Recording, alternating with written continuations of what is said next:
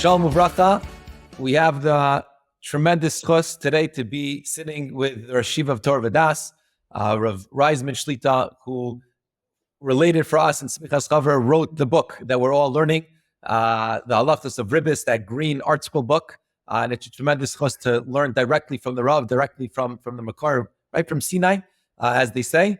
And think I want to, on behalf of everyone, whoever's going to listen, we want to thank the Rosh Yeshiva for the time and for obviously writing the sefer that we're still learning. So just right off the bat, why did the Rosh Yeshiva write a sefer on Ribbis? If we could just start with an easier question. Part of it was selfish. I had spent a lot of time learning halachos Ribbis, and this obligated me to come to conclusions on the different shalos that come up.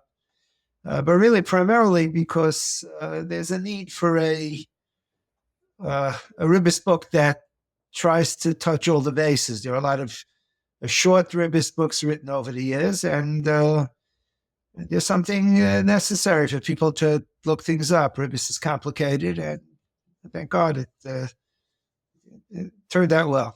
Baruch Hashem, Chazdei Hashem. The Semichas Chaver is in over 250 shuls around the world, and we're all basically learning halachos Ribbis. So the Rosh Yeshiva have any advice for the learndim, how to really make a kinyan on these halachos? Kinyan on all halachos takes place when the shalos come up. When you're learning it, you learn straight through. You learn one halacha, another halacha. You go straight from one to the other. It is very difficult to remember the halacha l'maisa. The halacha l'maisa comes up when you have a shaila.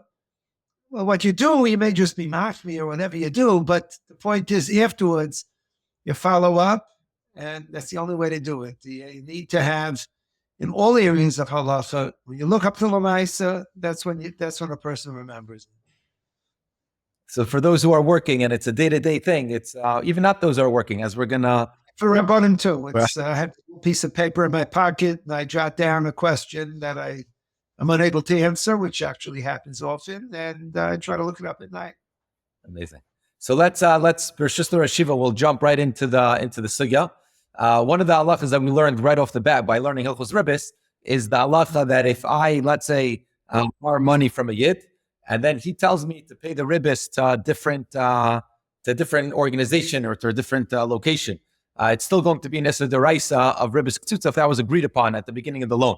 So one of the practical examples that we gave are parents that take out a loan from the bank on behalf of their children, and they tell the child, because the child doesn't have credit yet, and they tell the child, instead of just paying me back, pay everything directly back to the bank. We saw in the Rosh Yeshiva Sefer, and we saw also in the Shofar, that's basically a case of Ribbis Kitsutza. I got numerous calls and messages, and when speaking to the Rabbanim, a lot of people said this happened to them. And Mama, right now, they're living in a house where they borrowed the money from the parents, and they're doing the Ribbis. Is there any itzah to get out of this if they're in the middle of a 10-year mortgage or whatever it is? If it's early enough, there's an itzah. There are two questions. One is the itzah going forward, which is relatively simple, and the itzah is correcting that which happened in the past. Well, first let's deal with going forward. Going forward, the ideal would be for the parent to swallow the loss on the interest and tell the child, let's fix it going forward. The way to fix it going forward is described step by step. In the index, under the title Heter Iska, subtitle Changing Loan to, the following the basic directions. But what the child has to do is the following. Let's say there's a $500,000 mortgage. Parents borrow from the bank and lend actually to the child by paying for his house. And the child now has the $500,000 that he owes his father, let us say. It's usually less something for the time that elapsed. So what he has to do is give back the $500,000, settle the loan, and after that, take the money again under the terms of a heter iska.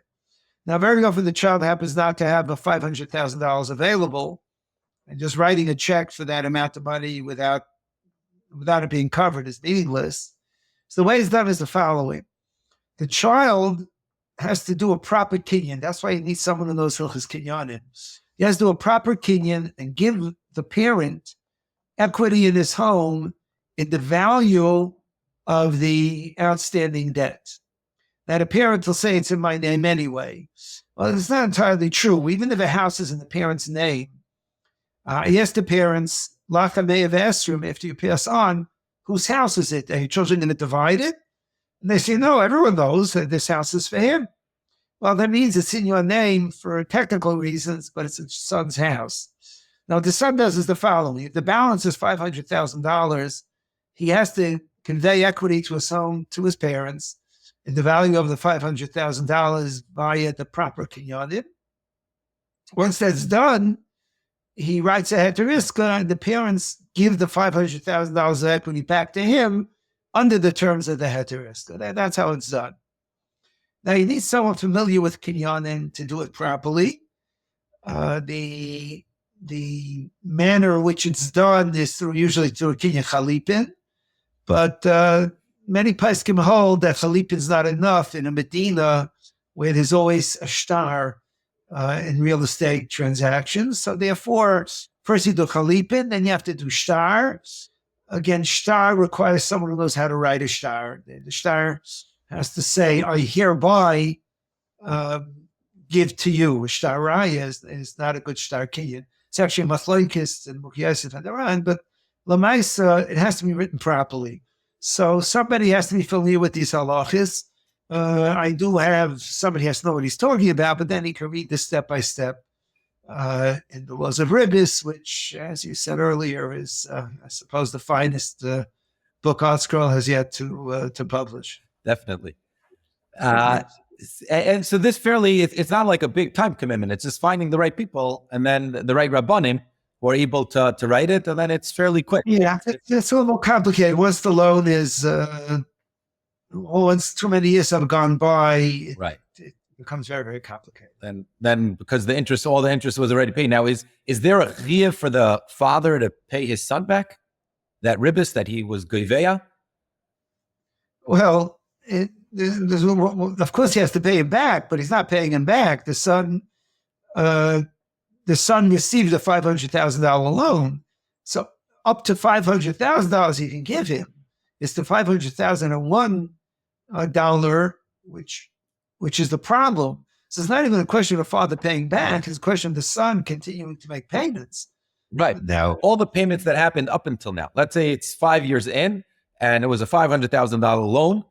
In the meantime, he paid back, let's say, $100,000, of which $20,000 was ribbis. Let's say that was that went to the bank. But the actual numbers are usually more weighted towards the interest in the early years of a mortgage. It becomes a bit complicated. Rabbi Shahel, and it seems logical to me that as long as you haven't paid the principal, nothing you've paid is interest. That's Rabbi Shashit. Your example, if you paid a total of $100,000, then the $500,000 is now $400,000, and that's the balance.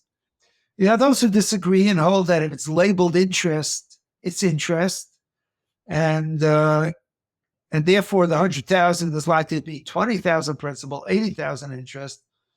It makes things a little more complicated. It seems to me that Ramesh's position is logical. I once spoke to Shlomo Miller about it. He said Ramesh is more logical. But what should I do? The Rivash says the other way. So it's a little bit of a complication. When it comes to me, I draw the shtar in a way that covers both bases. It's not for this phone call to explain that, but I draw the shtar, which gives equity in a way that refers to the outstanding balance, allows sort of Eliyahu Navi to explain how much the outstanding balance is, and it can be done that way if someone understands. But Lamaisa, according to Ramesha, meaning the first $500,000 is really just interest. It's really just the capital, just the principal. And then, so would theoretically you be able to, okay, fine. So it would be meaning, so the father wouldn't need to pay back, meaning the quote unquote Ribbis, according to this Ramesha, if it wasn't, if the full principal wasn't yet paid back. He doesn't pay back, but he's taking the book loss anyway, because the debt to him, which he thinks is a certain amount, is now more, is not less. Yeah. So he's not paying back, so to speak, but he is in a way paying. credit card, which is very popular in with if you need to borrow a credit. I remember when I was in yeshiva, so not everyone had a credit card. I think now everyone does have a credit card, but sometimes you forget it, you lose it, and then the guy pays with a credit card, a friend pays with the credit card, and then I tell him I'm going to pay him back, or even I would pay the bank back, assuming, let's say, I have no credit. That also, is that like a tzad echad b'ribbis? Because if I don't pay on time, so then there would be an interest, right? Well, using the credit card with the understanding that you're going to accrue debt and pay, that's not tzad echad b'ribbis. That's exactly what you're setting out to do. It's not tzad echad b'ribbis. You take a 2-month loan by using a credit card, so you're agreeing to pay interest, or certainly more than 2 months. I borrow a credit card. Maybe I didn't explain. I borrow a credit card from my friend. He says, take it. He adds me as a user, but he says, make sure to pay on time. Now, if I pay on time, so Shalom Yisrael, everything's great. If I don't pay on time, so then it says it's the same setup as the mortgage, where I'm really paying him Ribbis. It may be slightly different. I'm not sure how the place can hold on this. In the book, I suggest the following: that if it was meant honestly, that I'll lend you my credit card, but you got to pay every month and not accrue any interest or any fees. If later you violate the agreement, it may be that you're a mazik. You're causing me a hezek that you're not entitled to do. A mazik is chayav to pay. It would not have a din of interest. You would have to pay my interest because you caused it improperly. There's chavos das that says that a ganiv is not a borrower, and when a ganiv pays back, if it's not something like the mill, that someone steals and he feels bad and he's going to pay the person back and he adds money, the chavos das says that that's not ribbis. He never borrowed money, right? And that may be the case in the case of the credit card. And that's good to be Semichas Chaver.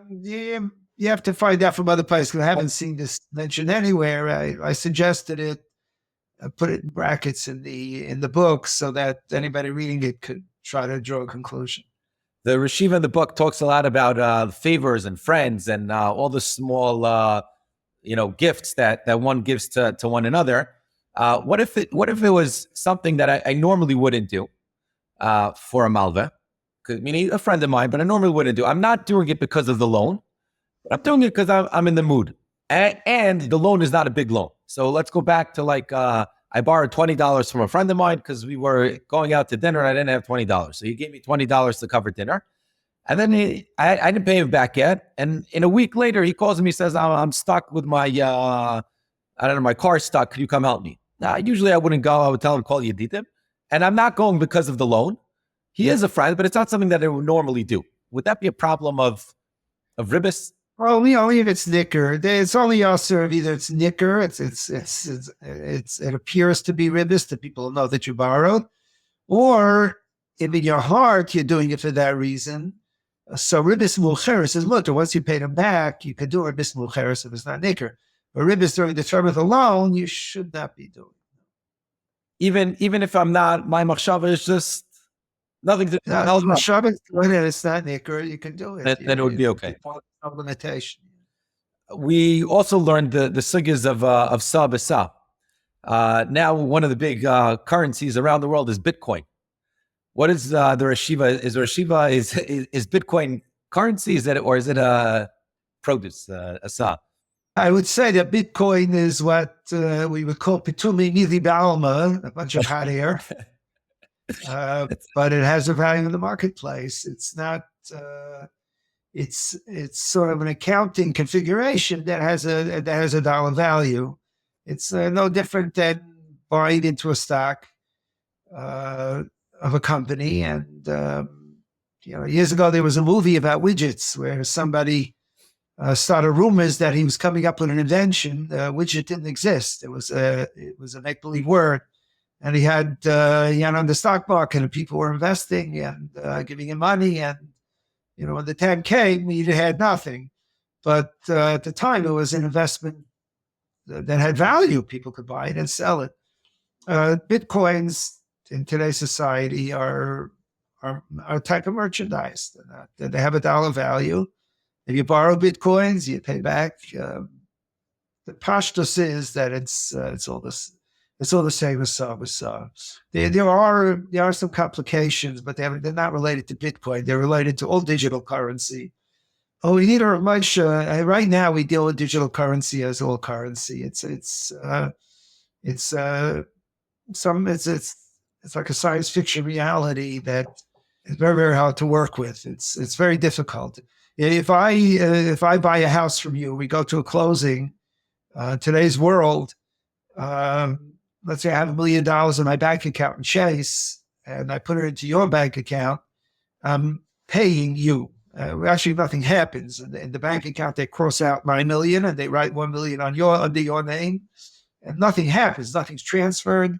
And you're a wealthy guy. The words 1 million will stay there till the end of your life. It is very difficult to know how to work with digital currency. Until we have a Ramosha to tell us it's different, we have no choice but to pretend it's real money.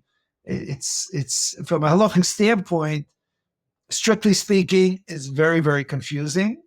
If anything, it's a kula because what kind of loan is it? All I did is put my money under your name, put words under your name from under my name. The whole situation of digital currency is very confusing. And as I said, if we had one place in Qatar, he might say a chiddush. Until such time, digital currency, Bitcoin, everything, we have to be machmer and consider it to be real.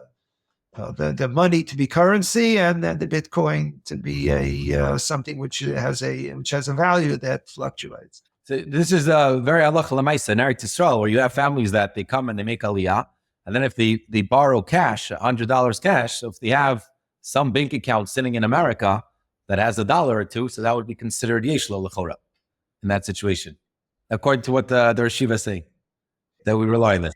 It's a funny thing. I mean, in America, the law is the bank has to hold 10% of all deposits. I think during the crisis, it was up to 20%. I think it's back down to 10. And theoretically, they have to have 10% of my bank account. So it's some of it is yeshlai. It can be argued they don't have 10% of my bank account. They have 10% of all the accounts together. Yeah. But what should I do? The minig is to consider it money. And like I said, until the Kavlador can change it, but right now it's a very confusing situation, the whole digital currency situation. When we discuss the pssak versus the currency, so the basic already say that in Eretz Yisrael, like the shkalim is the currency, and obviously in America the dollars are the currency. Would the location of the two of the people versus the country make a difference? You have two Israelis who come to America, and now they're lending each other $10, but they live in shkalim, or vice versa. You have two Americans who come to Eretz Yisrael. Then the country determines. I don't think there's a question that the country determines the tibba. Wherever you are, the tibba is the currency you have there. Language in Mishnah Berurah says that the language, if you have two Chinamen and Chinese Jews in America, and he's Makadish are in Chinese, and the witnesses are Chinamen, and he says HaRav Mekudeshes Li in Chinese, the Bir Halacha says that you're not Mekudeshes. It's not, even though they're Chinamen, it's not considered words in this Medina. And that's an incredible chiddush that the Bir Halacha says, even about language. Certainly about tibba, it doesn't matter where you come from. Would be the location. We also saw with b'sa returning things that are of different value. So if something is noticeably different, we saw from a few of the pskim that it could be a problem. Like I borrow, the regular yeshiva tissues, and I give them back Kleenex lotion, like the deluxe, the kishmaka tissues. Let's say the only reason I'm giving it back to him because I don't want to schlep again to the store, and that's what I have in my house. Would that be a problem still, even though it's clear? If you owe someone $10 and you give them a $20 bill because it's the only thing you have available, it's still ribbis. It doesn't matter. So you can give them Kleenex lotion, but you have to give them in the same value as what you do. Give them a half a package. Yeah, I didn't even know Kleenex lotion exists. I live in a different world. But yeah. When married children, sometimes they'll buy something for the parent, or the parent will ask, "Oh, you're in Eretz Yisrael, can you pick this up for me?" Or you're going to the store, can you pick up? And a lot of times the parents would, they'll give back more than just the exact amount. So we saw one of the ways to be mekel is that the parent is kaviyachol paying the son to go to the store. Like that's part of the expense, and that's why it's not ribbis, right? So I spent $220 at the grocery store, and then the father gives him $250. So the $30 was for the schlep to go do the groceries. Is that something we rely on? I don't agree with that. I don't agree with that. It's not so. Then I had to admit that he's giving it because it's his son. But nevertheless, at the time you pay a loan, you're not allowed to do it. There is an eitzah. The eitzah is, if my parents tell me to go to the store, when I purchase it, I should make it clear I'm buying it for myself, not for my parents. I'm not a shliach to buy for them. I'm buying it for myself, and subsequently I'm selling it to them. I can sell them for any price I want. The stub of the Gemara is that when you go to the store and someone sends you that you're buying for them, then it's a problem. But Shulchan Aruch says if I'm going to buy orange juice and my parents say, pick me up an orange juice, anybody says, pick me up, I buy 2 containers, it's not determined which is mine and which is not.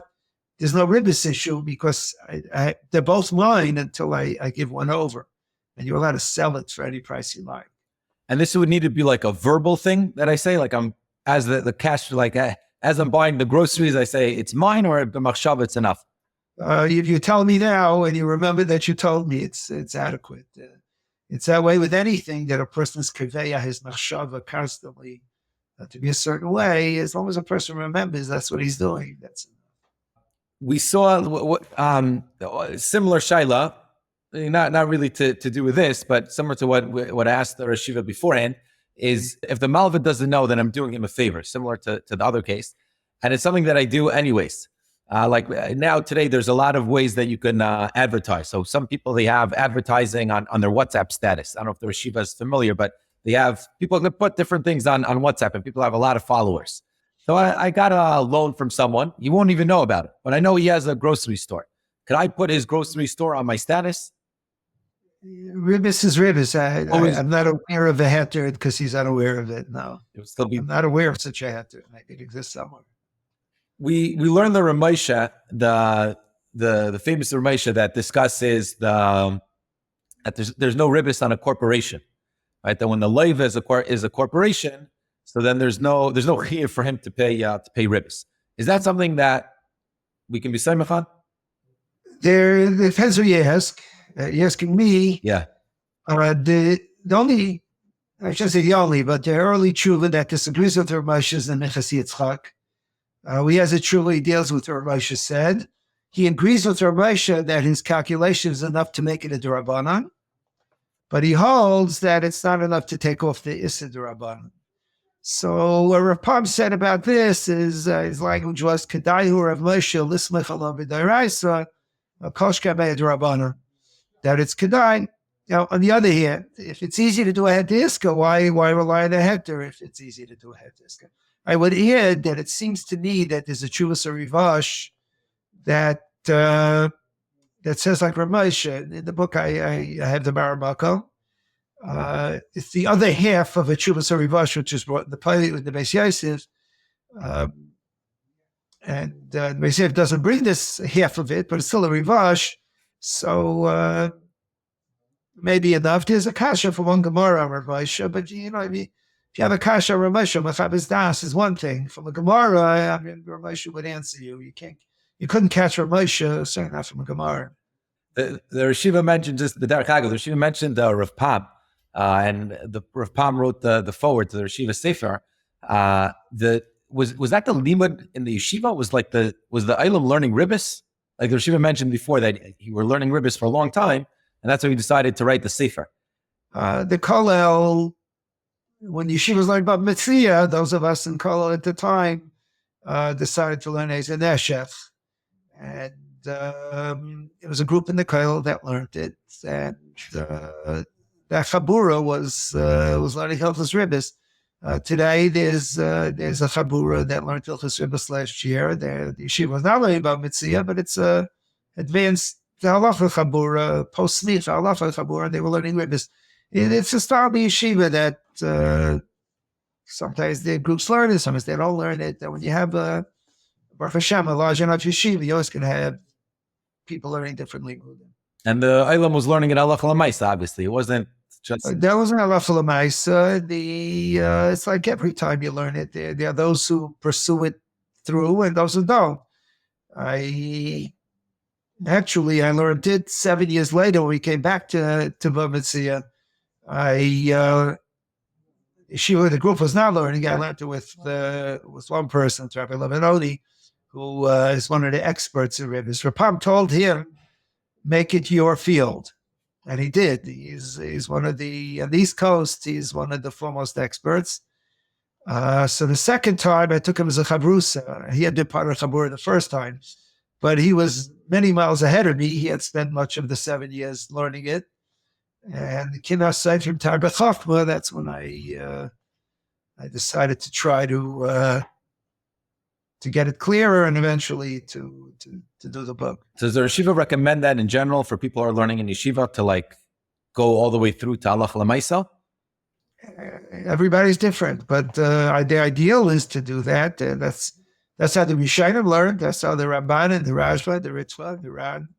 That's how everybody learned. And what to choose a certain topic, is that also recommended? Again, it depends on the person, but the L'olam Yilmid Adam B'makom Shli B'chafetz. We find when a person has a cheshek for something and throws himself into it, he tends to do better. He shouldn't do it at the expense of everything else, but a person should try to take something and to have a kinyan in a limud. So we should try. With regards to back to the Ribbis shilas, with regards to Ribbis Devarim, so sometimes Rabbanim, unfortunately, they need to take alva, and sometimes there'll be someone in their tzibur that will be kind enough to give alva to the Rav. Would that be, and then let's say that individual has a simcha in shul, and now the minhag in shuls is that the Rabbanim get up whenever there's the Baal Simcha, he's the tzaddik and a Baal Chesed and a this and a that and v'chulei. What A, is that a problem? And B, if not, what would be the line where it becomes a problem? As I said earlier, if it's nicker, it's a problem. And nicker means if somebody knows it's a loan, then it's nicker. The fact that the loan is not public doesn't change that. But if it's nicker that he's overdoing it in a way that he doesn't normally overdo it, that would be an issue. And really, Beliba, he's not supposed to, even believe he's not supposed to be doing it. The style is that the prices are accessible all the time, and it's rare that it would be a Ribbis issue. If we can segue to Heter Iska versus the Yeshiva a little bit, Heter Iska in Eretz Yisrael is used everywhere. Almost every bank, every credit card company, every store. The Israeli government has a Heter Iska for the Israeli bonds. Yeah. To getting money, they're quite religious. Yeah. So the question is, when two individuals, one is giving a loan to someone where the other party is not religious, right? And the other party doesn't mind, like he doesn't even know what Heter Iska is. He has like no musag. He knows it's like, he thinks like Ramesha writes, he thinks it's a sgula, it's a magic wand that you can wave and it makes everything mutter. But if he would know, he would swear, he would get edim, or he would, how big of a problem is that? That's question number one. And then question number two is with regards to it being more of a harama, once he doesn't know at all, right? Because we saw when we were learning in Semichas Chaver, we saw the Chalkas Yaakov, who says that, he says, why isn't Heter Iska harama? So he says, because when it's done with two yidden, so deep down, the two yidden, they don't want to be malva b'ribbis. So they're all mamish, like being maskim that this is what they're doing, and they're being mevatel themselves to whatever's written in the Heter Iska. But when one party's a guy, like he says by Heter Chamet, he says that's more of a arama. So with regards to someone who's not religious, number one is does it work if the guy doesn't know all the details, and then number two, even if it would work, would it be a problem? Is it more of a arama? Is it better to avoid? So we should avoid it. Even two religious Jews who do it should understand the basic idea of a Heter Iska. And there's no question that a Jew is not religious and doesn't mean it, is not helped by a Heter Iska. Perhaps in a country where, like in Israel, where the Heter Iska is enforceable in court, perhaps. In America, it's highly questionable if it's enforceable in court. Now, too, from Yidden don't need it to be enforceable in court as long as they need it. But where it's not enforceable, and we know they don't need it, it's an issue. During the effort with Quicken Loans to get them to do a het iska, it stretched for a very long time, and every copy went through the lawyers, and it was rejected, and there was a feeling that it was being taken very seriously, and for that and other reasons, the whole het iska arrangement is not a real Ribbis Torah anyway, and for that reason, we went ahead with it. But you do need people who either recognize that it's enforceable in court, or that are from the that will do it.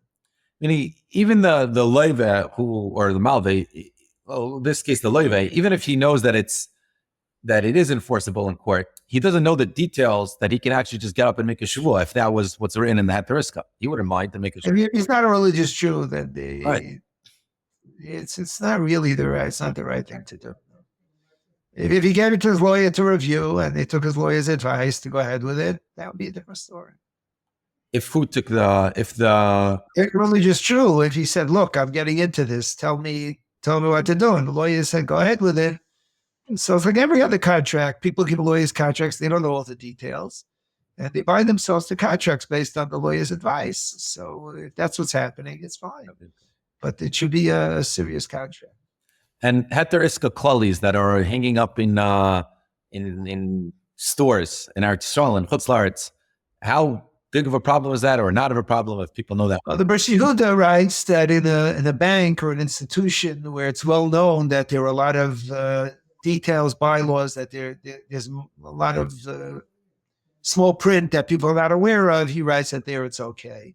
To just take a grocery store where there are no bylaws, nothing's written, and hang it up where no one's aware of it, it's a problem.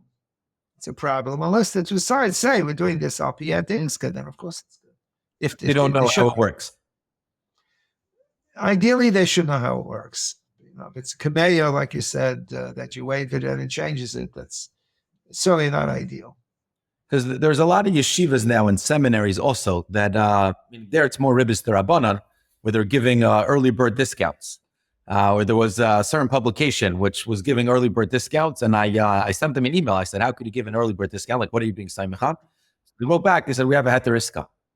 That was their answer. Oh, we have to remember, typically there's a corporation heter because the borrower is the seminary, the newspaper. There's no personal guarantees. So that's number one. Number two, in the case of the seminaries or the schools, the halacha, the ikar halacha is that it's not mutter.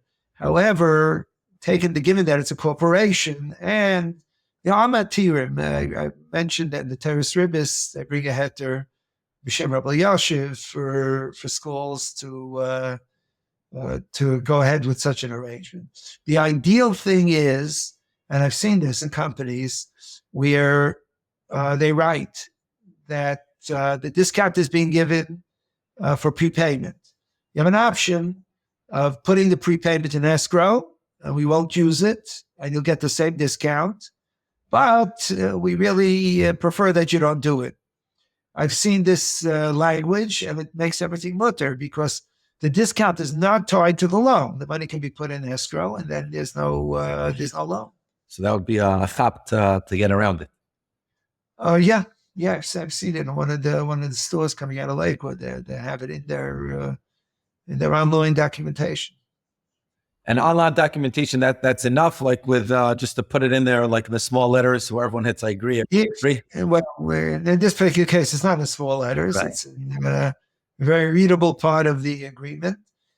Just to have small letters, again, what the Beis Yehuda says is a bank or a similar company that typically has item that has a lot of small prints, so that's okay.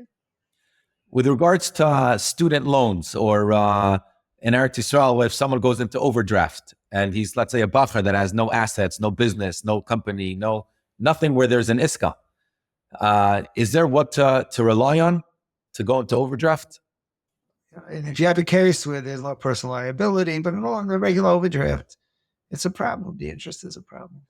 We saw by student loans when one of the Sfarim, I don't remember which one off the top of my head, but we saw that if someone is taking a loan, let's say to go to yeshiva, and he doesn't have any iska, any business. So he said that the parents should be makna him part of the property, part of their house, let's say if they have a house, or part of their stock market, or whatever it is, and then the iska is on that real estate or on that on those stocks. And later he can just cash it out and put the money in his bank account, the son? Meaning he'll take out, let's say... They're giving it to him, so now he can cash it out. What does he need the loan for? He might as well just cash it out and take the money. Well, let's assume it's a piece of the... Let's assume the loan was for $20,000, right? So the house is worth much more. So they're being makna him part of their house. If they're makna it and it's permanently his, it would work.